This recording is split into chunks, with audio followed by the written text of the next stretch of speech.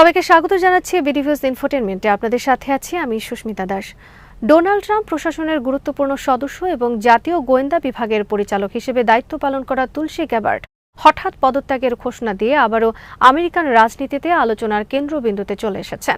দীর্ঘদিন ধরে মার্কিন সামরিক হস্তক্ষেপ বিরোধী অবস্থানের কারণে পরিচিত এই সাবেক ডেমোক্রেট নেত্রী তার পদত্যাগপত্রে জানিয়েছেন, ব্যক্তিগত পারিবারিক সংকটই তাকে এমন সিদ্ধান্ত নিতে বাধ্য করেছে। বিশেষ করে তার স্বামীর বিরল ধরনের অস্থি ক্যান্সারে আক্রান্ত হওয়ার বিষয়টি তিনি আবেগঘন ভাষায় উল্লেখ করেছেন। সামাজিক যোগাযোগ মাধ্যম এক্সে প্রকাশিত চিঠিতে গ্যাবার্ড ট্রাম্পকে ধন্যবাদ জানিয়ে বলেন, গত 1.5 বছর ধরে যুক্তরাষ্ট্রের গোয়েন্দা কাঠামোর নেতৃত্ব দেওয়ার সুযোগ পাওয়াকে তিনি সম্মানের বিষয় হিসেবে দেখছেন। অন্যদিকে ট্রাম্পও তার সামাজিক মাধ্যম ট্রুথ সোশ্যালে গ্যাবার্ডের কাজের প্রশংসা করে জানান, তিনি প্রশাসনের জন্য গুরুত্বপূর্ণ অবদান রেখেছেন এবং 30 জুন আনুষ্ঠানিকভাবে দায়িত্ব ছাড়বেন। একই সঙ্গে ট্রাম্প ঘোষণা দেন যে principal deputy director of national intelligence Aaron Lucas অস্থায়ীভাবে দায়িত্ব পালন করবেন। আরও বিস্তারিত থাকছে ওয়াহিদ ফারুকির প্রতিবেদনে। Because of my love for our country and specifically because of the leadership that President Trump গ্যাবার্ডের রাজনৈতিক জীবন বরাবরই প্রচলিত মার্কিন রাজনীতির তুলনায় ব্যতিক্রমী ছিল। তিনি 2013 থেকে 2021 সাল পর্যন্ত হাওয়াই থেকে কংগ্রেস সদস্য হিসেবে দায়িত্ব পালন করেন এবং ডেমোক্রেটিক পার্টির তরুণ প্রজন্মের অন্যতম আলোচিত মুখ ছিলেন। তবে ইরাক যুদ্ধে তার সামরিক অভিজ্ঞতা তাকে মার্কিন পররাষ্ট্রনীতির কঠোর সমালোচকে পরিণত করে। যুক্তরাষ্ট্রের তথাকথিত রেজিম চেঞ্জ যুদ্ধ, মধ্যপ্রাচ্যে দীর্ঘ সামরিক উপস্থিতি এবং বিদেশে গণতন্ত্র রপ্তানির নামে আগ্রাসী নীতির বিরুদ্ধে তিনি প্রকাশ্যে অবস্থান নেন। এই অবস্থান তাকে মূলধারার ডেমোক্র্যাট নেতৃত্বের সঙ্গে দূরত্ব তৈরি করতে বাধ্য করে। 2020 সালের প্রেসিডেন্ট নির্বাচনে নিজেই ডেমোক্র্যাট প্রার্থী হওয়ার চেষ্টা করেছিলেন, যদিও সেটি সফল হয়নি। পরে ধীরে ধীরে তিনি ডেমোক্রেটিক পার্টি থেকে নিজেকে সরিয়ে নেন এবং শেষ পর্যন্ত ট্রাম্পকে সমর্থন জানান। তার যুক্তি ছিল, ট্রাম্প অন্তত বিদেশে নতুন যুদ্ধ শুরু না করার প্রতিশ্রুতি দিচ্ছেন এবং আমেরিকাকে অন্তহীন সামরিক সংঘাত থেকে বের করে আনার কথা বলছেন।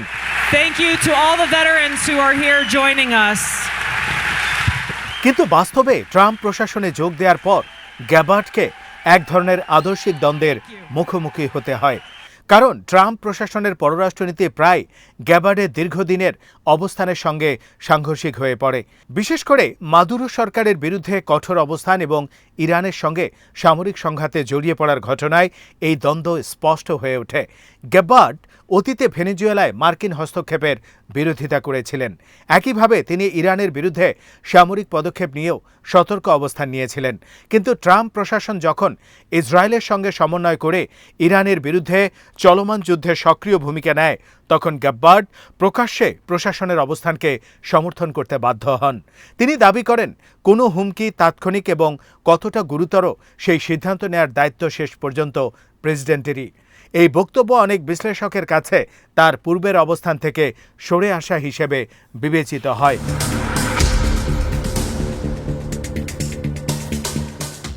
তার দায়িত্বকাল নানা বিতর্কেও ঘেরা ছিল। বিশেষ করে ন্যাশনাল ইন্টেলিজেন্স কাউন্সিলের কয়েকজন কর্মকর্তাকে বরখাস্ত করার সিদ্ধান্ত বড় ধরনের সমালোচনার জন্ম দেয়।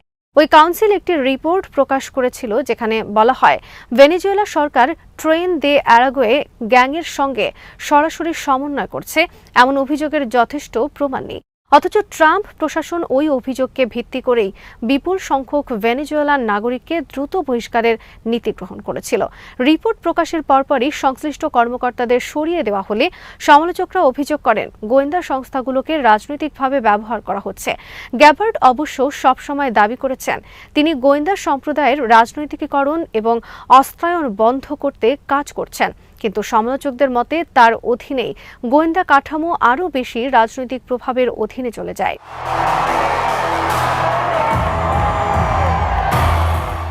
এছাড়া যুক্তরাষ্ট্রের জর্জিয়া অঙ্গরাজ্যে একটি নির্বাচনী কেন্দ্রের ওপর এফবিআই অভিযানে গ্যাবার্ডের উপস্থিতিও বিতর্ক তৈরি করে। কয়েকজন ডেমোক্র্যাট সিনেটর অভিযোগ করেন, জাতীয় গোয়েন্দা প্রধান হিসেবে তার এখতিয়ারের বাইরে গিয়ে তিনি রাজনৈতিকভাবে সংবেদনশীল বিষয় জড়িয়েছেন। উল্লেখ্য, ট্রাম্প প্রশাসন বহুদিন ধরেই 2020 সালের নির্বাচন নিয়ে ভিত্তিহীন কারচুপির অভিযোগ তুলে আসছেন এবং তার সমর্থকদের একটি অংশ এখনও বিশ্বাস করে নির্বাচন চুরি হয়েছিল। ফলে গ্যাবার্ডের সেই অভিযানে উপস্থিতি অনেকের কাছে রাজনৈতিক বার্তা বহন করে।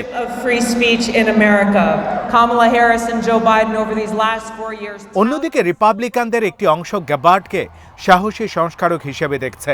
তারা মনে করেন মার্কিন গোয়েন্দা সংস্থাগুলো দীর্ঘদিন ধরে দলীয় স্বার্থে ব্যবহৃত হয়েছে এবং গ্যাবার্ড যেখানে জবাবদিহিতা প্রতিষ্ঠার চেষ্টা করেছিলেন। রিপাবলিকান সিনেটর এরিক স্মিথ সামাজিক মাধ্যমে লিখেছেন, গ্যাবার্ড ফেডারেল সরকারের মধ্যে জবাবদিহিতার সংস্কৃতি প্রতিষ্ঠার চেষ্টা করেছেন এবং তার বিদায় প্রশাসনের জন্য ক্ষতি হবে।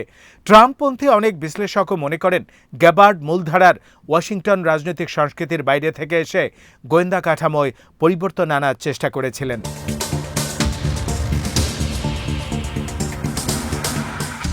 তবে পররাষ্ট্রনীতি বিশ্লেষকদের একটি বড় অংশ মনে করে গ্যাবার্ডের পদত্যাগ ট্রাম্প প্রশাসনের অভ্যন্তরীণ দ্বন্দ্ব ও পররাষ্ট্রনীতির অসঙ্গতিকে সামনে নিয়ে এসেছে। বিশেষ করে ইরান যুদ্ধ নিয়ে প্রশাসনের ভেতরে মতপার্থক্য কতটা ছিল সেই প্রশ্ন আবারও সামনে এসেছে। সাবেক বার্নি স্যান্ডার্স উপদেষ্টা ম্যাট ডাস মন্তব্য করেছেন, গ্যাবার্ড একসময় রেজিম চেঞ্জ যুদ্ধের বিরুদ্ধে প্রেসিডেন্ট পদে প্রচারণা চালিয়েছিলেন, অথচ শেষ পর্যন্ত এমন এক প্রশাসনের অংশ হলেন যারা ইরানের বিরুদ্ধে নতুন সংঘাতে জড়িয়ে পড়েছে। তার মতে, প্রশাসন ছাড়ার পর গ্যাবার্ড হয়তো প্রকাশ করবেন কিভাবে যুক্তরাষ্ট্র আবারও একটি অপ্রয়োজনীয় যুদ্ধে জড়িয়ে গেল।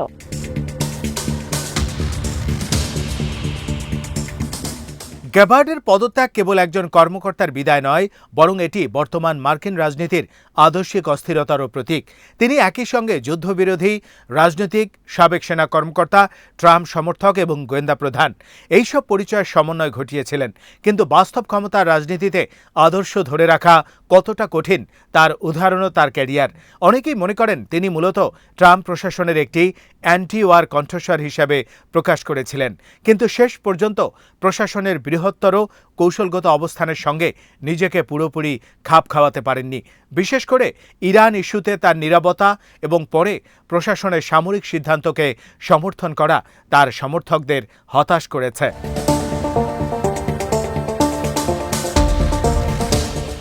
এখন প্রশ্ন হচ্ছে, গ্যাবার্ড প্রশাসন ছাড়ার পর আবার কি স্বাধীন রাজনৈতিক অবস্থানে ফিরবেন, নাকি রিপাবলিকান রাজনীতির ভেতরেই নিজের নতুন ভবিষ্যৎ গড়বেন? তার জনপ্রিয়তা এখনও যুক্তরাষ্ট্রের একাংশের মধ্যে রয়েছে, বিশেষ করে যারা মার্কিন সামরিক হস্তক্ষেপে ক্লান্ত এবং প্রচলিত দুই দলের রাজনীতিতে বিরক্ত। ফলে তার ভবিষ্যৎ ভূমিকা নিয়ে জল্পনা ইতিমধ্যেই শুরু হয়ে গেছে। একই সঙ্গে তার পদত্যাগ ট্রাম্প প্রশাসনের পররাষ্ট্রনীতি, গোয়েন্দা কাঠামোর রাজনৈতিক ব্যবহার এবং ইরান যুদ্ধ নিয়ে নতুন বিতর্ক উস্কে দিয়েছে। অনেক পর্যবেক্ষক মনে করেন এই পদত্যাগ হয়তো ভবিষ্যতে আরও বড় রাজনৈতিক প্রকাশ বা অভ্যন্তরীণ তথ্য ফাঁসের ইঙ্গিত বহন করছে। কারণ গ্যাবার্ড এমন একজন ব্যক্তি যিনি প্রশাসনের ভেতরে থেকেও অনেক বিষয়ে অস্বস্তি অনুভব করেছিলেন বলে ধারণা করা হয়। তাই তার বিদায় শুধুমাত্র ব্যক্তিগত পারিবারিক সংকটের ফল, নাকি এর পেছনে গভীর রাজনৈতিক মতবিরোধ কাজ করেছে, সেই প্রশ্ন এখন ওয়াশিংটনের রাজনৈতিক অঙ্গনে বড় আলোচনার বিষয় হয়ে দাঁড়িয়েছে।